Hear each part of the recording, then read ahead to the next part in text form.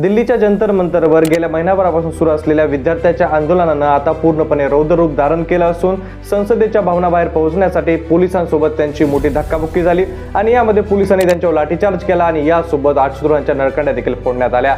परिस्थिती हाताबाहेर जाऊ नये यासाठी सिग्नल जामर देखील लावण्यात आले होते आणि याच दरम्यान विरोधकांमध्ये आम आदमी पार्टी, समाजवादी पार्टी आणि काँग्रेस अशा सगळ्या विरोधी पक्षांनी आंदोलनस्थळी जाऊन जंतर मंतर गाठलं आणि हे आंदोलन अधिकच आक्रमक झालं।